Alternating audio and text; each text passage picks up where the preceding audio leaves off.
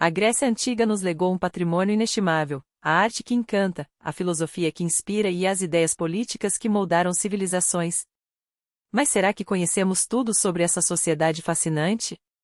Os livros didáticos mal arranham a superfície de um mundo repleto de curiosidades surpreendentes, costumes intrigantes e descobertas que desafiam nossa imaginação. Prepare-se para mergulhar em fatos que vão além do óbvio e revelam uma Grécia muito mais colorida, literalmente, do que você imaginava. Comecemos por uma verdade que desmonta a imagem clássica que temos dos templos e esculturas gregas. Aqueles mármores imaculados que admiramos em museus não eram originalmente brancos e frios. Pelo contrário, pesquisas recentes revelaram traços de pigmentos vibrantes em estátuas e ruínas, provando que elas eram pintadas em cores intensas, azuis profundos, vermelhos ardentes, verdes exuberantes. O tempo, implacável, apagou essas tonalidades, deixando apenas a base de mármore que conhecemos hoje. Imagine o Partenon não como um monumento monocromático, mas como uma explosão de cores sob o sol Mediterrâneo. Essa é a Grécia real, bem mais viva do que nos contaram. Agora, falemos de um aspecto menos glorioso, porém igualmente revelador, a hierarquia da prostituição na sociedade grega. No fundo da escada social estavam as pornai, escravas obrigadas a trabalhar nas ruas ou em bordéis, sem qualquer perspectiva de mobilidade. Já no topo estavam as hetairai, mulheres livres, cultas e sofisticadas, cujo valor ia muito além do físico. Elas eram companheiras intelectuais, capazes de debater filosofia, política e arte com os homens mais poderosos de Atenas. Seus clientes não buscavam apenas prazer, mas também conversas estimulantes, um luxo que poucos podiam pagar. Curiosamente, a prostituição surgiu como um serviço para marinheiros e comerciantes que chegavam aos portos, mas evoluiu para um sistema complexo, onde até mulheres libertas podiam ascender socialmente, desde que tivessem o talento e a astúcia necessários. Mas se há algo que prova o gênio grego é o mecanismo de Anticítera, uma máquina tão avançada que parece saída de uma ficção científica. Encontrado em um naufrágio, esse computador analógico de mais de 2000 anos era capaz de prever eclipses, calcular posições planetárias e até simular os movimentos do Sol e da Lua com precisão impressionante. Suas engrenagens e inscrições revelam uma tecnologia que só seria igualada séculos depois, na Europa medieval. Os gregos não apenas entendiam os céus, eles os mapeavam com uma sofisticação que ainda nos deixa boquiabertos. E falando em desafiar crenças, o filósofo Anaxágoras pagou um preço alto por sua ousadia. Enquanto a maioria via o Sol e a Lua como deuses, ele afirmou que a Lua era apenas uma rocha, semelhante à Terra, e que seu brilho vinha do reflexo da luz solar. Suas teorias, hoje óbvias, foram consideradas blasfêmia na época. Condenado à morte por impiedade, sua execução foi suspensa, mas o veredicto final foi o exílio, um castigo que o afastou para sempre de sua pátria. A história se repete, quem ousa questionar dogmas muitas vezes paga com a própria liberdade. Os atenienses, por sua vez, tinham um método peculiar para manter a ordem política, o ostracismo. Uma vez por ano, os cidadãos votavam para banir alguém da cidade por uma década, não como punição por crimes, mas como medida preventiva. O objetivo? Evitar que figuras poderosas se tornassem tiranas. Bastavam 6.000 votos, em uma população de dezenas de milhares, para que o infeliz fosse enviado ao exílio, levando consigo apenas a esperança de um retorno futuro. Era a democracia em sua forma mais crua, o povo decidia quem merecia ficar e quem deveria sumir do mapa. E se você acha que as leis gregas eram sempre severas, conheça o caso de Phryne, uma cortesã acusada de um crime capital. Durante seu julgamento, seu advogado, em um gesto teatral, rasgou suas vestes, expondo seu corpo perfeito aos juízes. Diante de tamanha beleza, eles a declararam inocente, argumentando que um corpo tão divino não poderia ser condenado à decomposição em uma cela úmida. Justiça poética? Ou um exemplo de como até os tribunais podiam ser manipulados pelo charme? Os Jogos Olímpicos, por sua vez, tinham suas próprias regras contra trapaças e elas eram implacáveis. Atletas flagrados em fraudes não só pagavam multas pesadas como tinham suas estátuas erguidas ao lado do estádio, com placas descrevendo sua desonra para a eternidade. Em alguns casos, a punição ia além, chicotadas públicas ou banimento vitalício das competições. Os gregos levavam o fair play tão a sério que transformavam a vergonha em arte, literalmente. Por falarmos em símbolos, você sabia que oferecer uma maçã a uma mulher na Grécia Antiga era o equivalente a um pedido de casamento? A tradição vem do mito do Ompomo da Discórdia, lançado por Eris entre as deusas, desencadeando uma disputa que só Paris, príncipe de Troia, poderia resolver. Ao escolher Afrodite como a mais bela, após ela prometer-lhe o amor de Helena, o gesto se tornou um código romântico. Séculos depois, noivos gregos ainda partilhavam uma maçã no dia do casamento, selando sua união com um fruto que carrega consigo o peso de uma lenda. E para fechar com um detalhe que prova como a beleza é relativa, os gregos tinham um padrão muito específico de atração. O mangreta fut ou um pé grego, como conhecemos hoje, onde o dedo indicador é mais longo que o dedão, era considerado o ápice da elegância. Esse traço, presente em estátuas como o David de Michelangelo e até na Estátua da Liberdade, era tão valorizado que se tornou um símbolo de perfeição estética.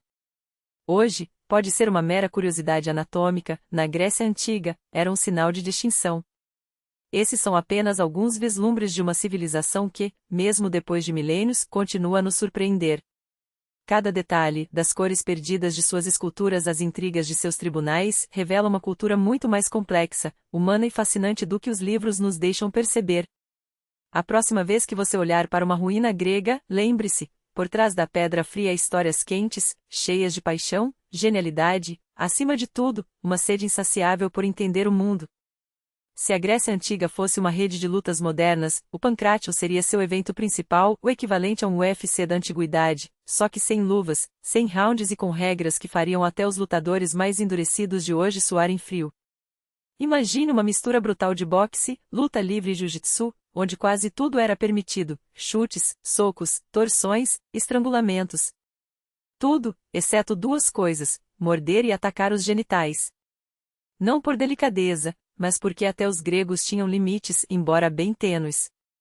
Os combatentes entravam na arena nus, sem qualquer proteção, e a luta só terminava quando um dos oponentes desistia, perdia a consciência ou, em casos extremos, morria. Não havia juízes para interromper a luta, nem tapetes macios para amortecer quedas. Era o corpo contra corpo, a força contra a estratégia, a resistência contra a dor pura. E o público?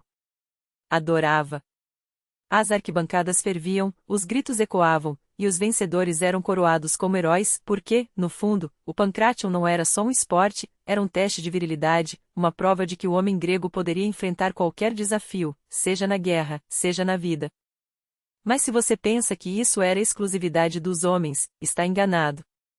Em Esparta, onde a disciplina militar ditava até a educação das crianças, as mulheres também praticavam o Pancrácio. Sim, mulheres espartanas lutavam, suavam e, provavelmente, deixavam mais de um homem no chão. Afinal, em uma sociedade que valorizava a força acima de tudo, o gênero pouco importava quando o assunto era sobrevivência. Com o tempo, porém, o Pancrácio perdeu espaço para outro espetáculo sangrento: as lutas de gladiadores. Mas enquanto os romanos transformavam a morte em entretenimento de massa, os gregos já haviam provado que a brutalidade podia ser arte, uma dança mortal onde cada golpe contava uma história de honra, orgulho e, acima de tudo, superação. E falando em corpos à mostra, você sabia que os gregos treinavam e competiam nus? Não por exibicionismo, mas por uma razão profundamente cultural. Para eles, o corpo humano era uma obra-prima divina, esculpida pelos deuses para ser admirada. A palavra ginásio, que hoje usamos para academias, vem do grego gymnasium, que significa escola para exercícios nus. Sim, os atletas se despiam não só para correr ou lutar, mas para celebrar a forma humana, um ato de devoção aos deuses como Apolo e Hércules. Mas nem tudo era tão liberal quanto parece. Embora a nudez fosse comum nos jogos e nas ginásios, havia um detalhe curioso: muitos atletas cobriam o pênis com uma faixa de couro, chamada quinóden. Por quê? Porque, apesar de toda a admiração pelo corpo, expor a glande era considerado vulgar, quase um insulto à dignidade. Era como se dissessem: podemos mostrar tudo, menos o que nos torna demasiadamente humanos. Um paradoxo fascinante, não? E se você achava que as dreadlocks eram invenção moderna ou exclusividade da cultura Rastafari, prepare-se para uma surpresa. As primeiras evidências desse estilo de cabelo vêm de ilhas gregas como Creta e Santorini, onde esculturas arcaicas mostram homens com tranças longas e emaranhadas, indistinguíveis dos dreads atuais. Os gregos não só usavam esse visual como o associavam à força, mistério e conexão com o divino. Afinal, até os deuses, como Dionísio, eram retratados com cabelos selvagens, um símbolo de que a beleza, para eles, não precisava ser domada. Agora, chegamos a um tema que sempre desperta polêmica, a pederastia grega. Mas antes que você feche esta página, ouça até o fim, porque a realidade é muito mais complexa e menos sensacionalista do que pintam. Na Grécia Antiga, especialmente entre a aristocracia, era comum que um homem mais velho, chamado Herás, estabelecesse uma relação de mentoria com um jovem, Hermenos, geralmente entre 12 e 18 anos. Mas aqui está o detalhe crucial: isso não era automaticamente sexual. O termo paiderastia, de paidos, menino, e Herás, amante, referia-se, acima de tudo, a um vínculo educacional e social. O homem mais velho ensinava ao jovem as artes da guerra, da retórica, da filosofia e até como se portar em banquetes. Era um sistema de transmissão de valores, onde o afeto podia existir, mas não era obrigatório. Claro, havia abusos, como em qualquer sociedade. Mas, no ideal grego, essa relação deveria ser pura em sua intenção, formar cidadãos melhores. Platão, em Um Banquete, chega a descrever o amor entre homens como uma forma de elevar a alma, não apenas o corpo. Era uma visão que, para nós hoje, pode soar estranha, mas que para eles fazia parte de um código de honra tão rigoroso quanto suas leis. Eis a Grécia Antiga, um lugar onde a brutalidade e a poesia andavam de mãos dadas, onde o corpo não era sagrado, mas a exposição excessiva, um tabu, onde as mulheres espartanas lutavam como guerreiras, enquanto as atenienses eram confinadas a seus lares, onde o amor podia ser uma lição de vida, e a guerra, uma obra de arte. Se isso tudo te deixou com mais dúvidas do que respostas, ótimo! Significa que você começou a entender como essa civilização era viva, contraditória e profundamente humana, bem mais do que mármore e mitos. E agora, me digam, qual dessas revelações mais te surpreendeu? Deixem nos comentários. E se quiserem mergulhar ainda mais fundo nesse universo, não esqueçam de se inscrever, ativar o sininho e seguir nosso canal no Telegram. Porque a próxima viagem pela história promete ser ainda mais intensa. Até breve. Alec Black,